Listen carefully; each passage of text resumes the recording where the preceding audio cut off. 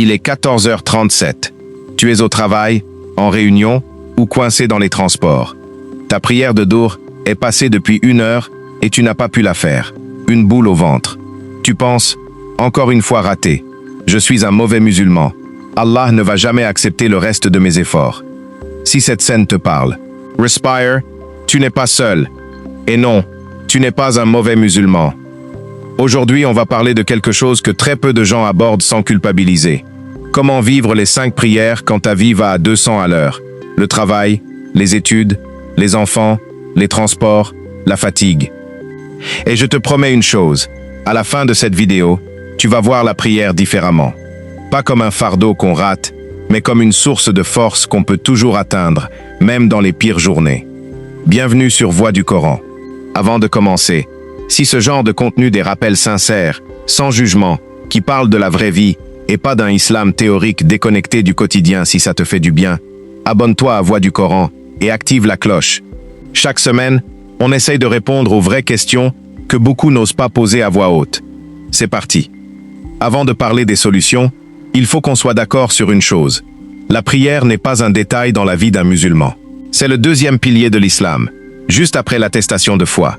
C'est le lien direct, sans intermédiaire, entre toi et Allah.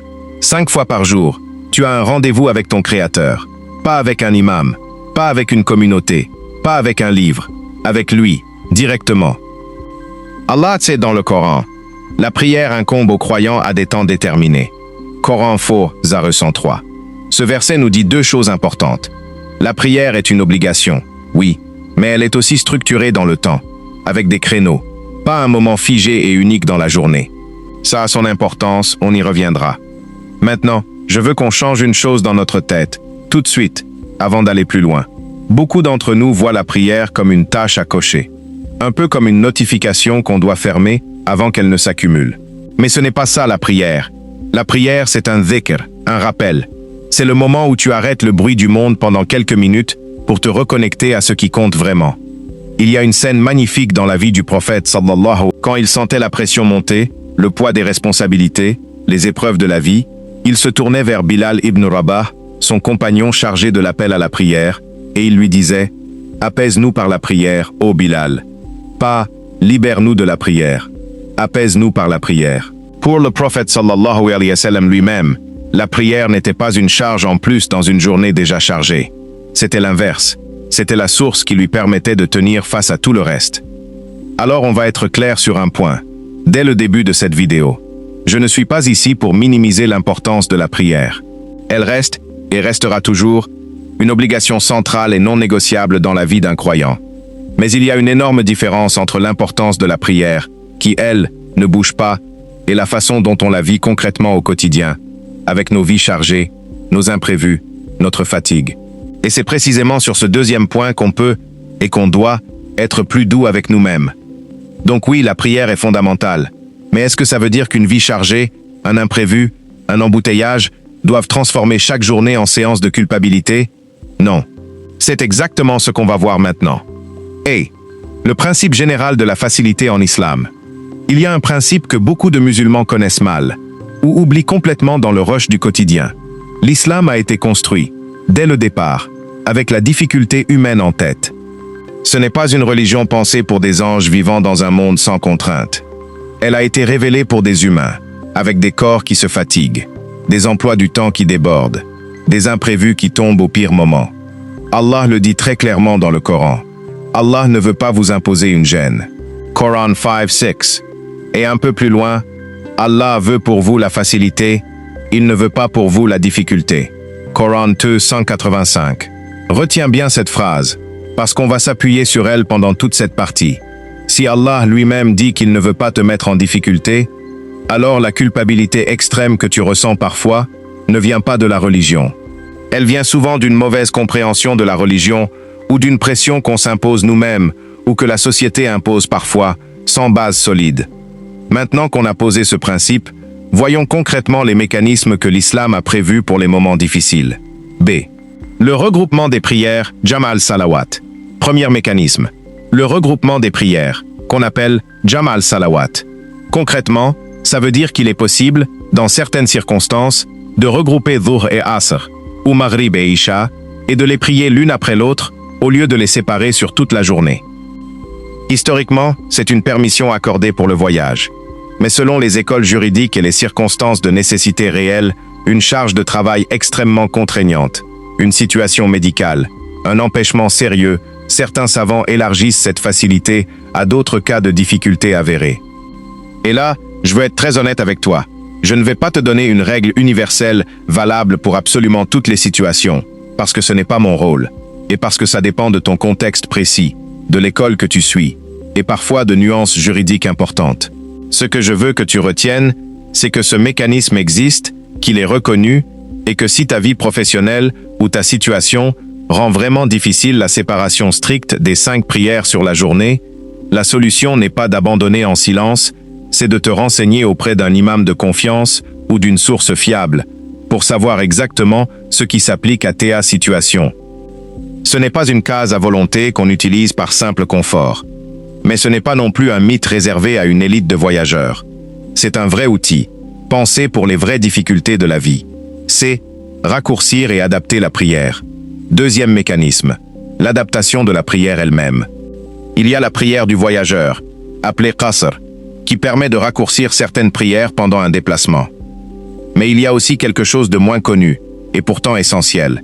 Si tu es dans l'incapacité physique de prier debout dans un avion, dans un train bondé, en cas de douleur ou de fatigue extrême, tu peux prier assis. Tu peux même, dans certains cas de nécessité, adapter tes mouvements. La règle générale en islam est simple et libératrice. La validité de ta prière prime sur sa perfection formelle. Une prière faite rapidement, dans des conditions imparfaites, mais valides, vaut infiniment mieux qu'aucune prière du tout.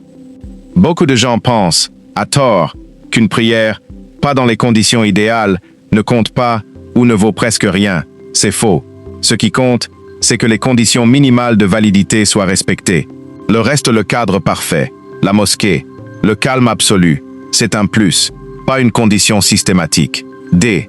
Rattraper une prière manquée. Qada, troisième mécanisme, est probablement le plus rassurant. Le rattrapage, qu'on appelle qada. Si tu as raté une prière parce que tu as oublié, parce que tu t'es endormi, parce qu'un imprévu t'en a empêché, la solution existe. Tu la rattrapes dès que tu t'en souviens ou dès que tu le peux.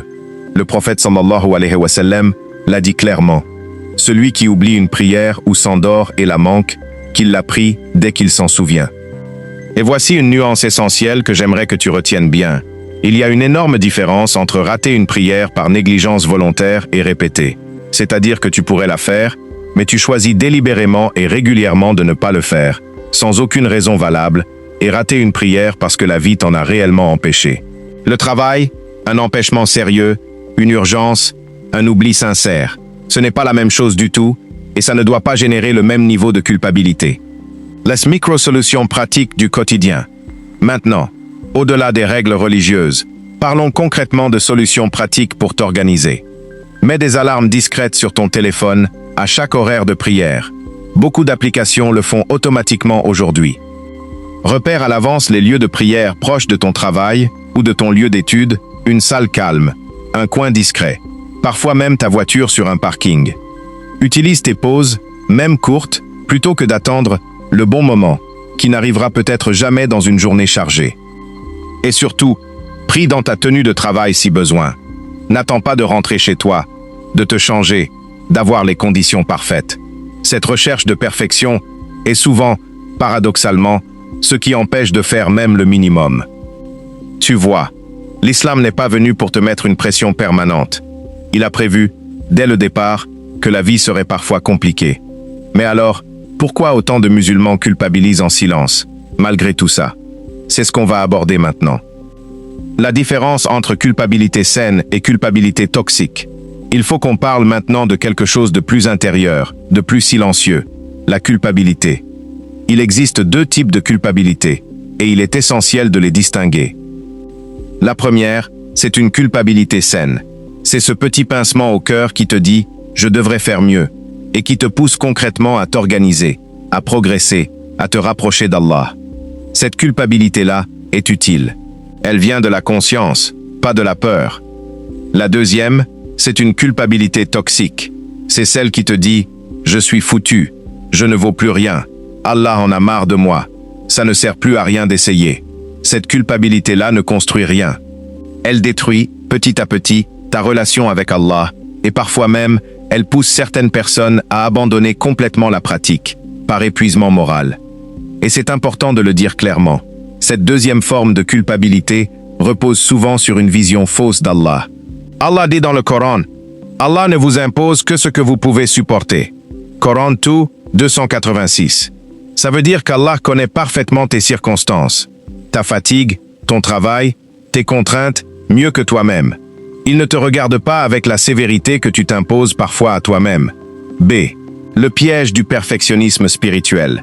Il y a un piège très fréquent, qu'on appelle le perfectionnisme spirituel. Voici comment il fonctionne, et tu vas peut-être te reconnaître. Une personne se fixe un idéal très élevé, les 5 prières, toujours à l'heure, toujours à la mosquée, avec une concentration parfaite, le khushu absolu. Le jour où elle n'arrive pas à atteindre cet idéal, et ça arrive forcément, parce qu'on est humain, elle se dit « À quoi ça sert de continuer si je n'y arrive pas parfaitement ?» Et petit à petit, elle abandonne complètement. Pas parce qu'elle a perdu la foi, mais parce que la honte de ne pas être assez bien devient plus forte que l'envie de continuer. Je veux que tu graves cette phrase dans ta tête. Une prière imparfaite reste infiniment meilleure que l'absence de prière. Toujours, sans exception. Le tout ou rien est un piège qui n'a aucune base solide en islam. C'est un piège psychologique, pas une exigence religieuse. C'est la miséricorde d'Allah, pilier central et trop oublié. Et si on parlait un peu de qui est Allah, réellement?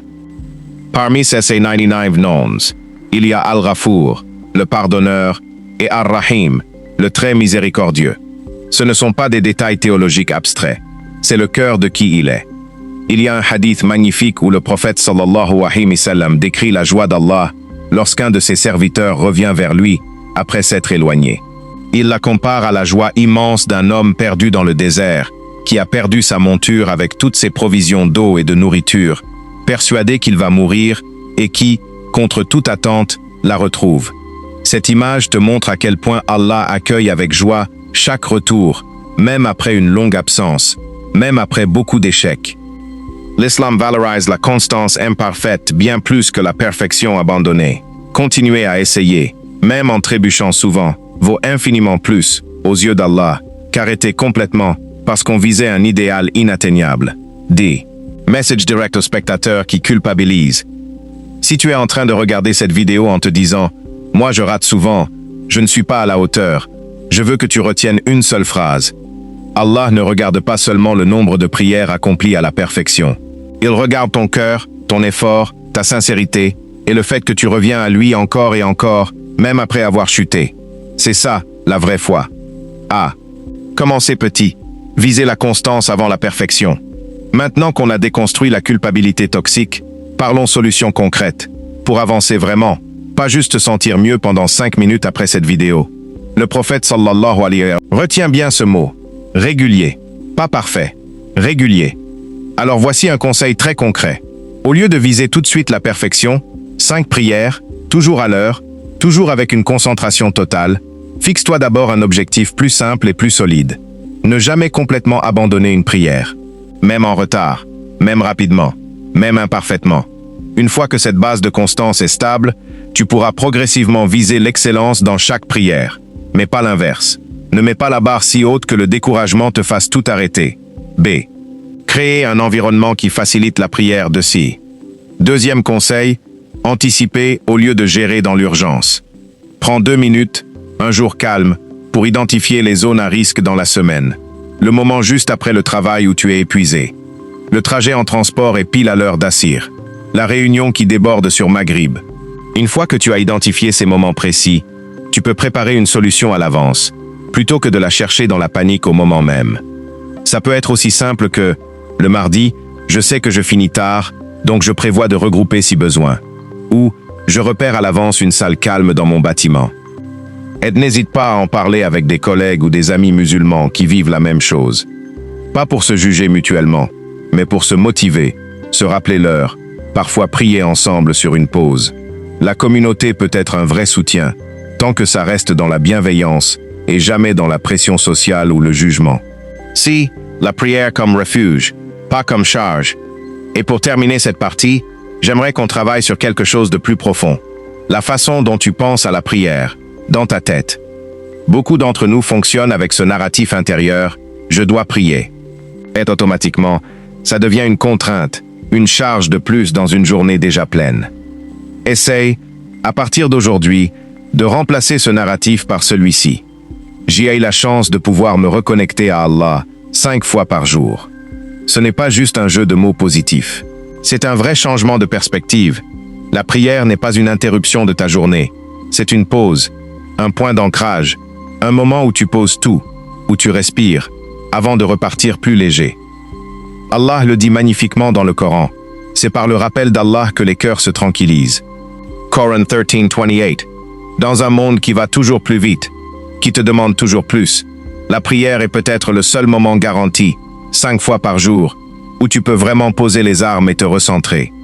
Si cette vidéo t'a parlé, si tu t'es senti compris plutôt que jugé, c'est exactement pour ça qu'existe Voix du Coran. On veut créer un espace où on peut parler de nos vraies difficultés dans la pratique de la foi, sans honte et sans jugement. Abonne-toi, active la cloche, et surtout, partagez cette vidéo à quelqu'un qui culpabilise en silence sur ses prières. Tu pourrais littéralement l'aider à revenir vers Allah avec plus de douceur envers lui-même. Alors non, tu n'es pas obligé d'être parfait. Non, une journée compliquée ne fait pas de toi quelqu'un qui a perdu sa foi. Oui, l'islam a prévu des solutions pour ta vie réelle, pas pour une vie théorique sans contrainte. La seule chose qu'Allah te demande, c'est de continuer à revenir vers lui, encore et encore, même en retard, même imparfaitement, même fatigué. Alors la prochaine fois que tu manques une prière ou que tu l'as fait en vitesse entre 2 rendez-vous, ne te punis pas. Remercie Allah de t'avoir donné la force de la faire malgré tout et avance. Qu'Allah facilite chacun de vos pas vers lui. On se retrouve très vite sur la voie du Coran. Assalamu alaikum wa rahmatullah.